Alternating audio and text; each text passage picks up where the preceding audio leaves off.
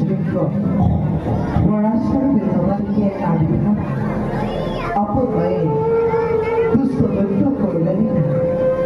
আর এই ধরিত্রী করলাম থাকলো বর্ধিত পুরো সময় অভক্তিরে জমে তোলা এবে নাকি মানুষ So, moi,